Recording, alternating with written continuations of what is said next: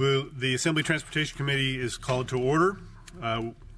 We don't have a quorum at this time, so we're going to operate as a subcommittee.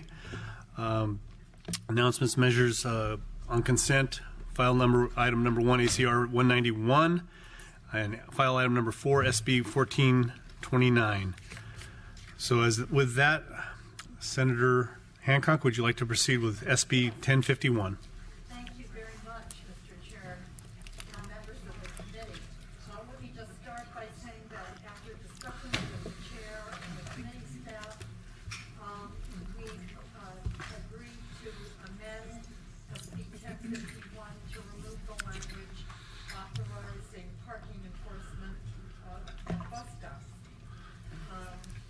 As amended, then this is a much simpler bill, which simply gives the Alameda Contra Costa Transit District the authority to do as the City and County of San Francisco have done for a number of years, the authority to use forward-facing cameras to enforce parking violations in the East Bay's bus-only transit lanes, known as bus rapid transit. SB 1051 simply does add AC transit to the existing law granted to the City and County of San Francisco. San Francisco originally did this as a pilot program. A report indicated that it was extremely successful, had no privacy concerns, no complaints, and eliminated parking in bus stops with rapid transit lanes by 47%. So since AC Transit is building a rapid transit corridor that will go from downtown Oakland to the city of San Leandro, they would like to have this granted to them as a pilot project. They in 2021, they would issue a report on the same things that San Francisco issued its report on, and then we could consider if we wanted to make it permanent at that time, as we did with San Francisco. So one of the reasons to do it now is since the service will go into effect in 2017, they would like to make sure it's included in their plans and in their public education about bus rapid transit. The bill has received unanimous bipartisan support in the Senate. I would ask for your aye vote today, and with me is Chris Peoples from AC Transit and Alameda Transportation Commission. Chris. Please state your name and who you're representing, please, for the record. Thank you.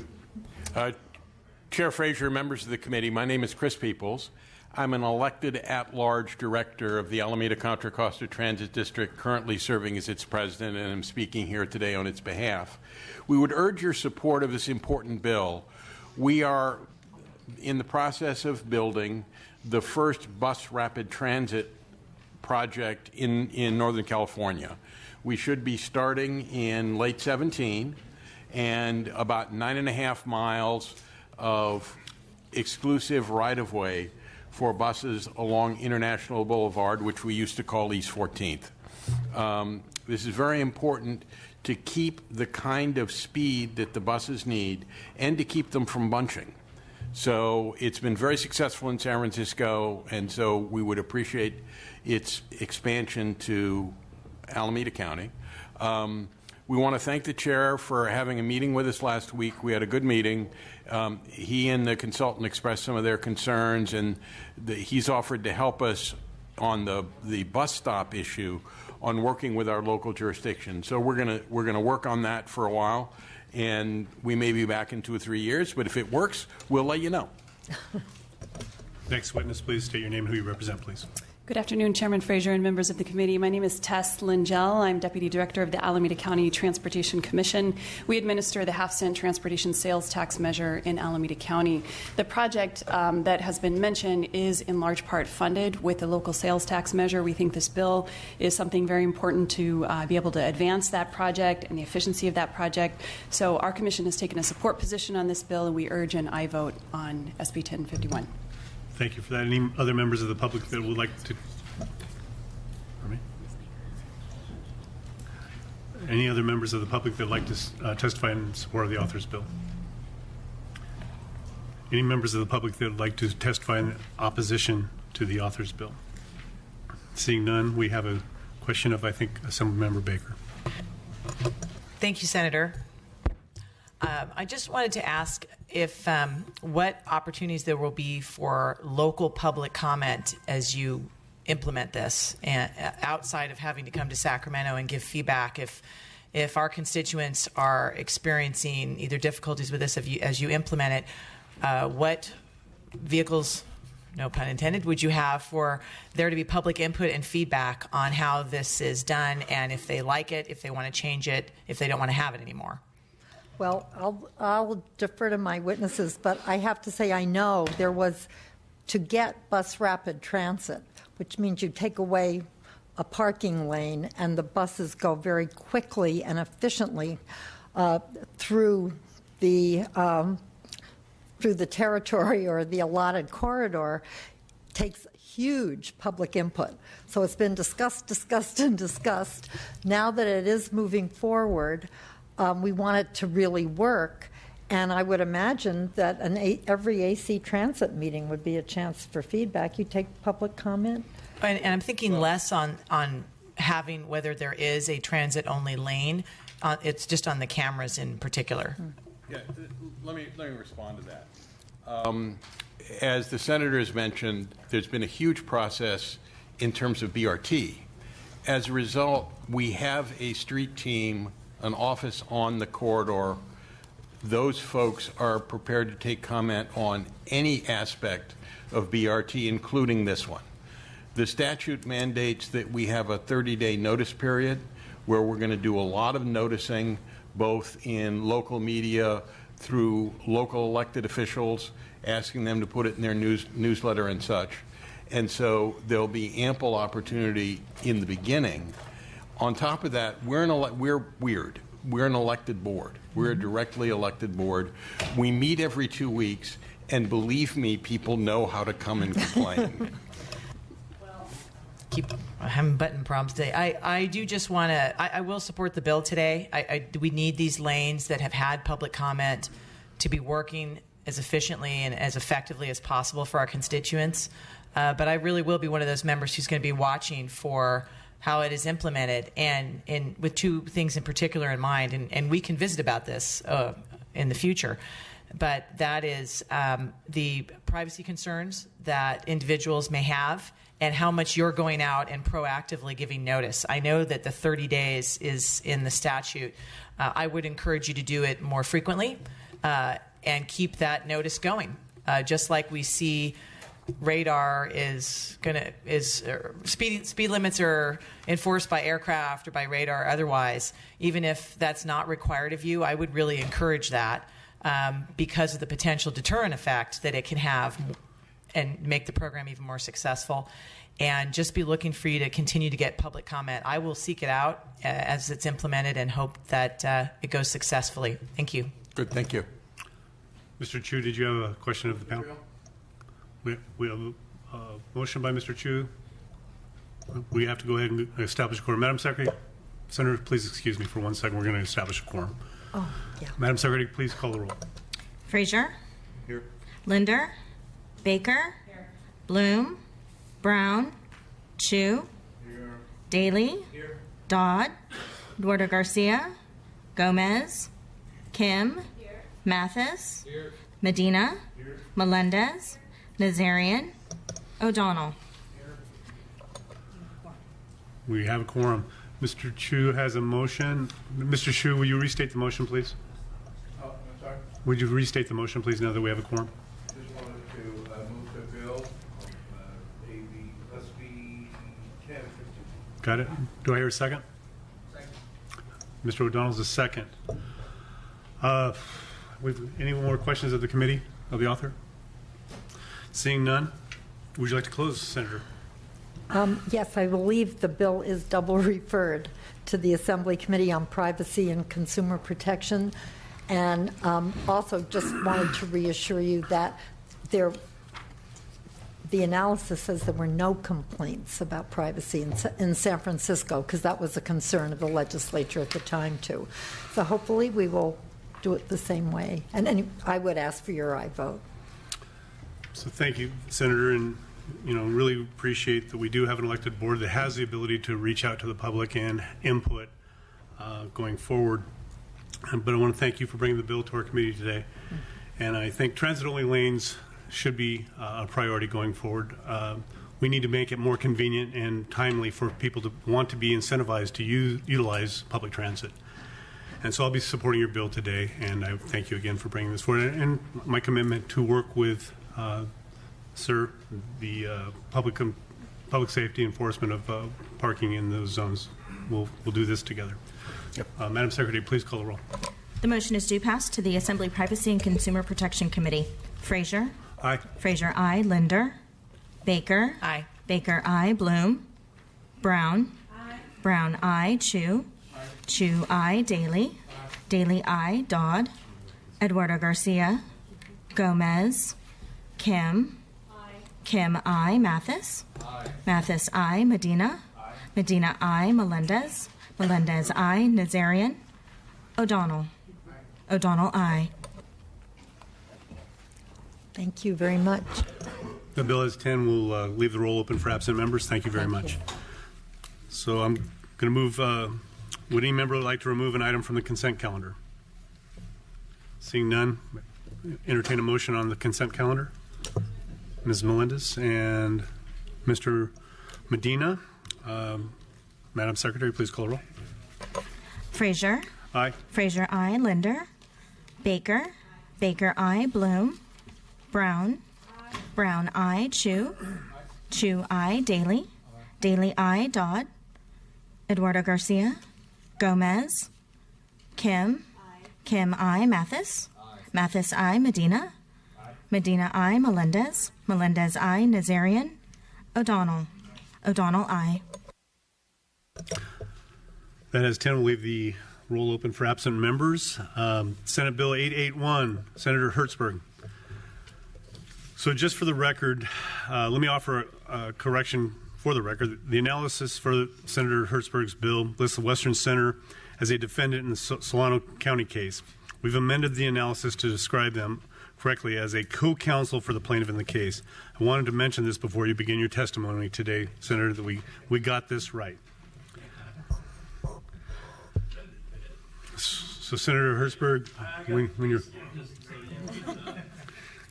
Did my homework. Because so did we. Thank you. Please present Thank when you're you. ready.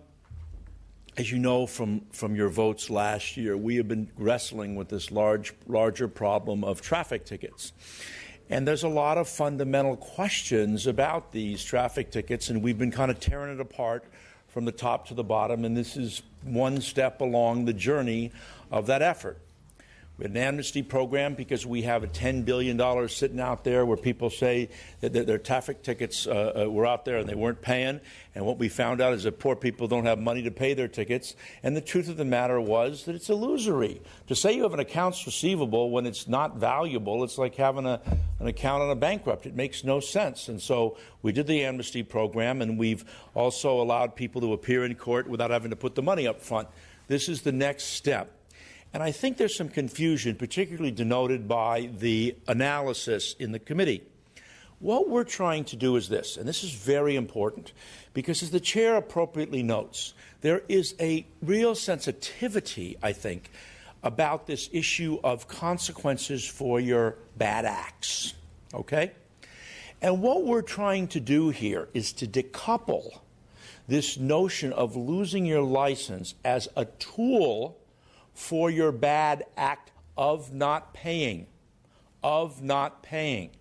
So if you look at the vehicle code, as I have, and you go through it, if you're a drunk driver, you lose your license. If you're graving bad driving failures, whatever it might be, manslaughter, all these things that are listed out here, you lose your license.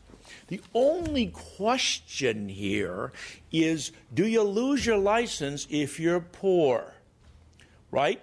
And why is that so important?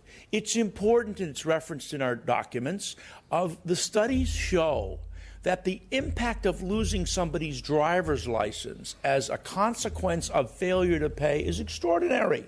They lose income, 40-some% of them actually lose their jobs. When people go do background checks on you and you've lost your license, even though you don't need it for driving, the social impacts of people having to drive if they've lost their license and not having insurance, I mean, it is just doesn't work.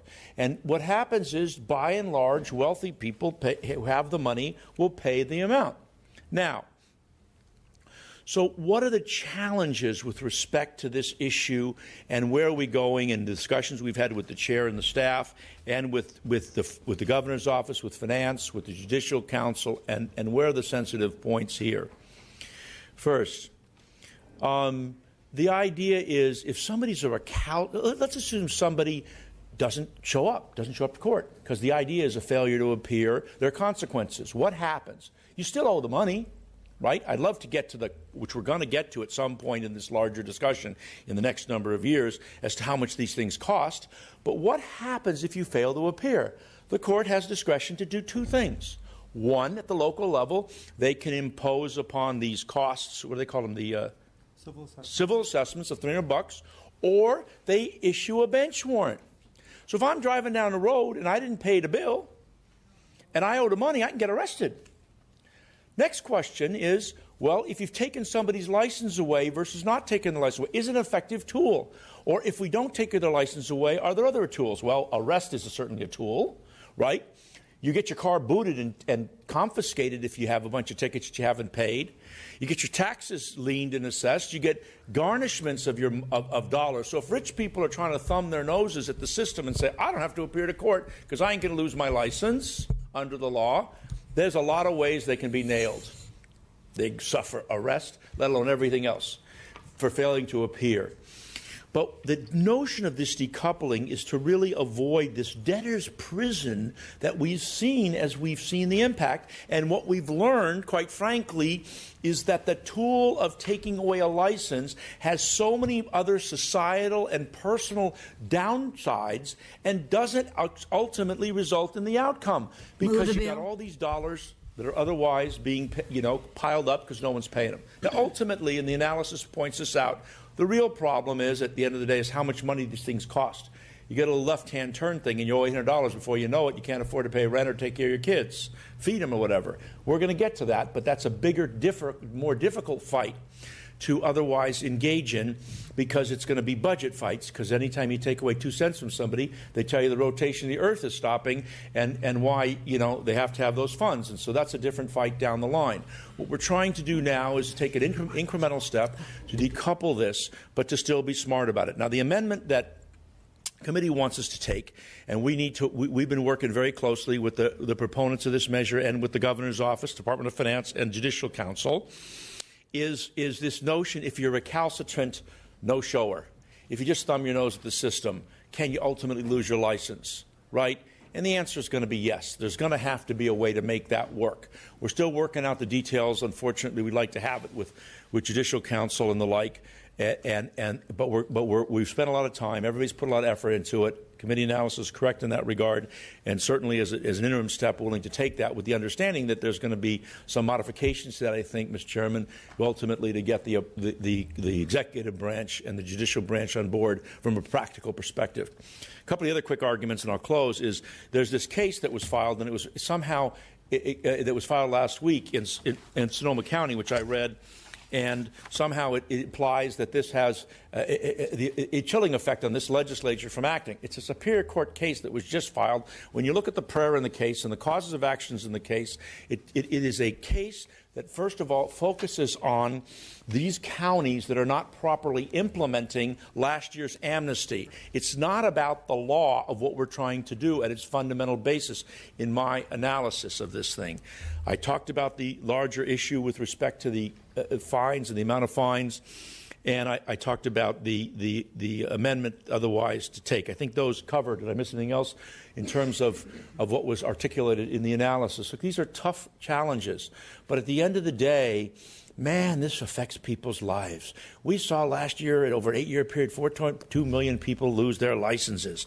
And let me just tell you, in terms of people, the people on this committee, because we did a little homework, let me just share with you. Almost 15,000 people have lost their license in your district, Mr. Frazier. 16,000 in Ms. Brown's district. 11,500 in Mr. O'Donnell's district. Right? I mean, these are real people with real stories of losing their licenses. And if we felt, based upon the homework, that that was an effective tool, I think our passion for this issue would be not as strong.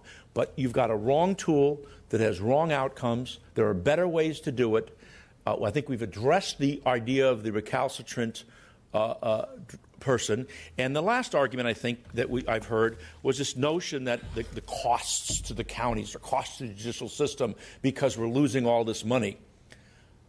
I got to tell you, this is what problem is with government.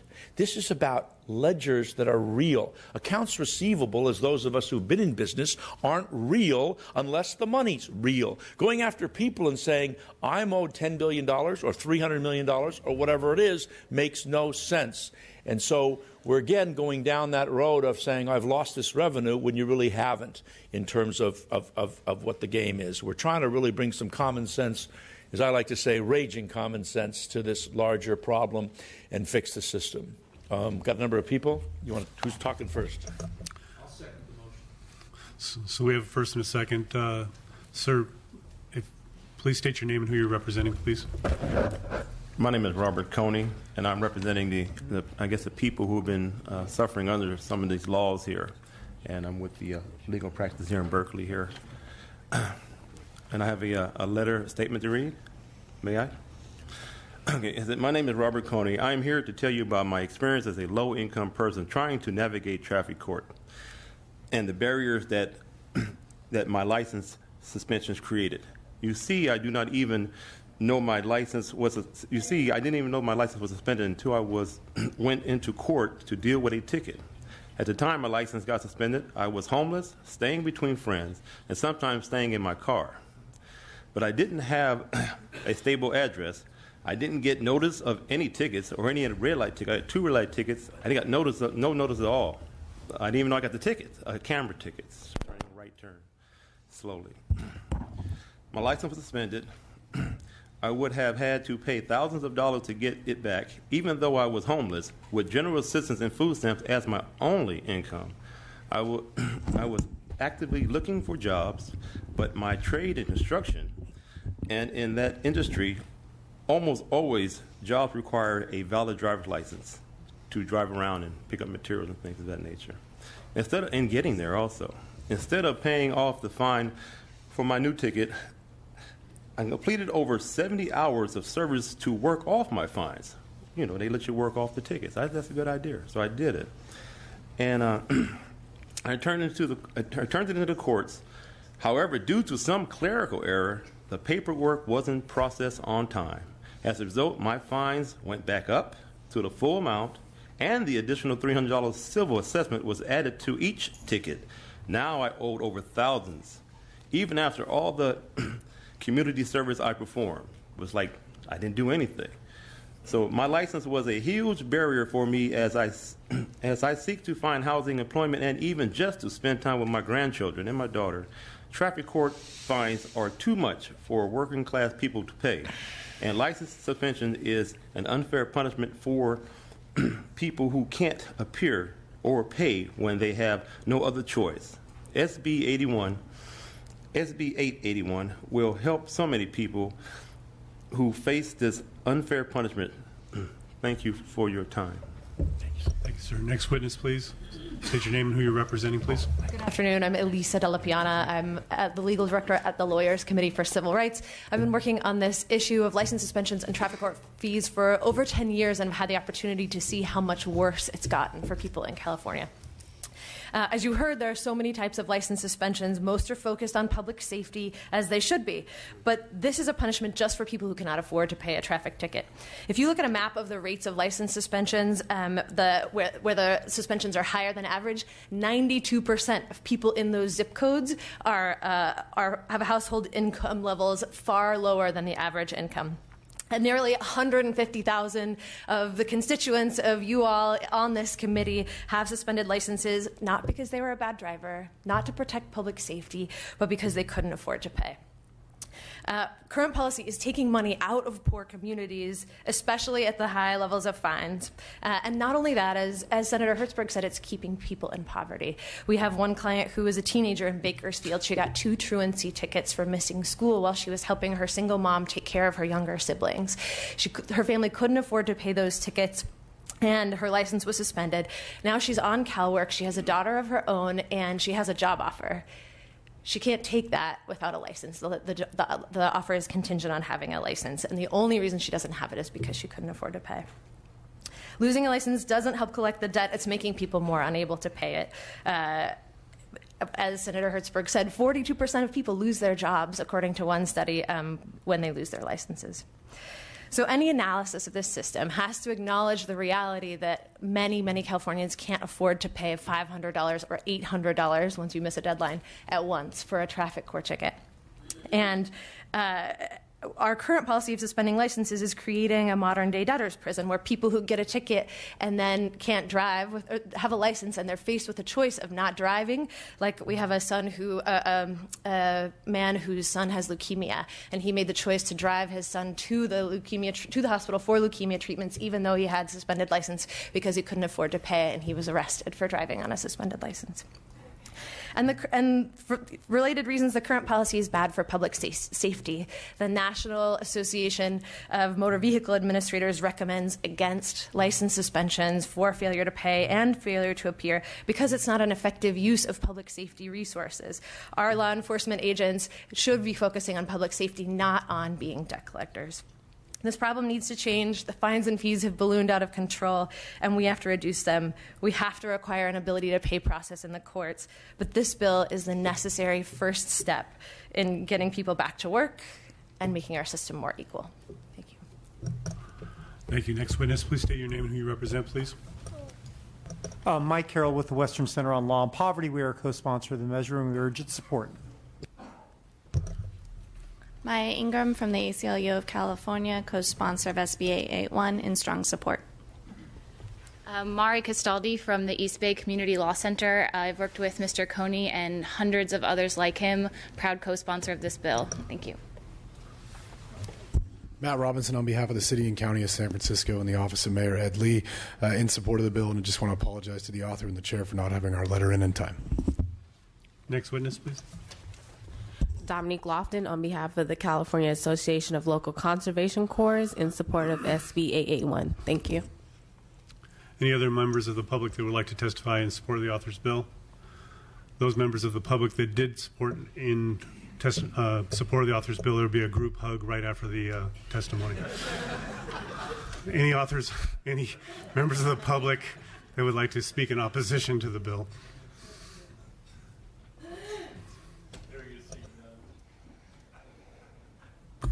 You know, I think the Dalai Lama has influenced our chair a little bit today. Hi, everybody. My name is Darby Kernan. I'm with the California State Association of Counties.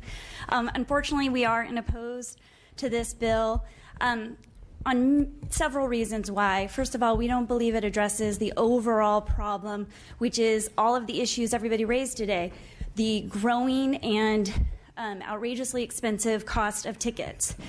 We worked with Senator Hertzberg and others in last year on the amnesty program because we agreed, let's lower the cost of these fines and fees, let's give people back their licenses, but address the issue. This does not address the issue. These individuals will still have all of this uncollected these fees, and they will continue to be compounded.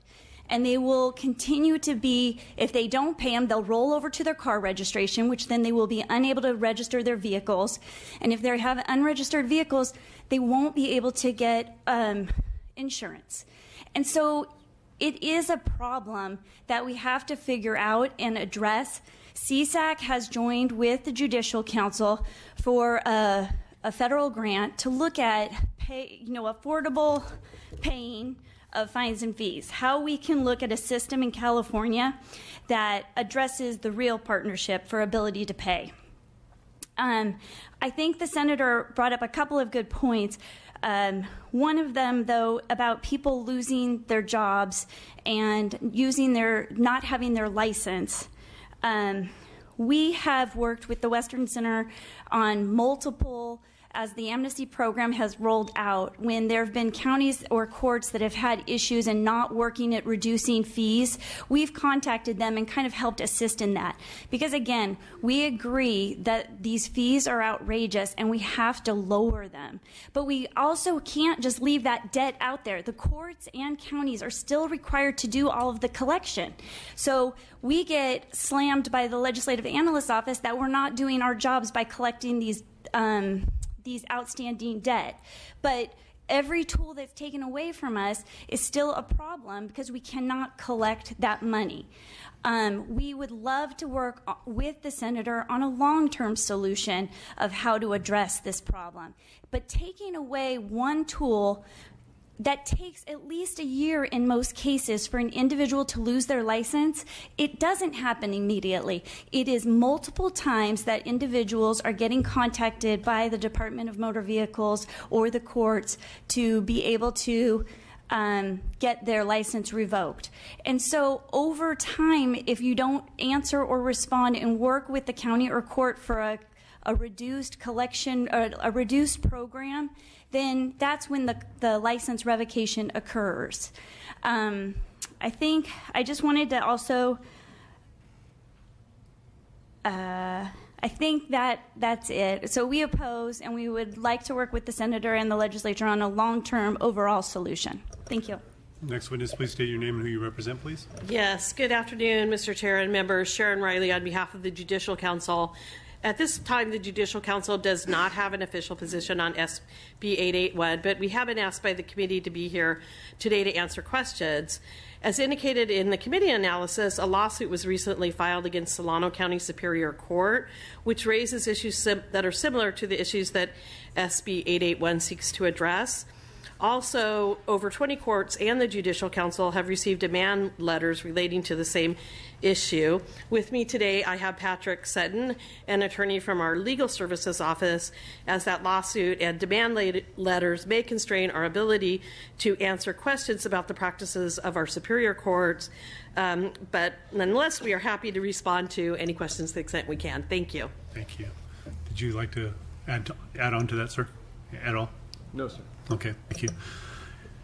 Any other members of the public that would like to testify in opposition to the author's bill?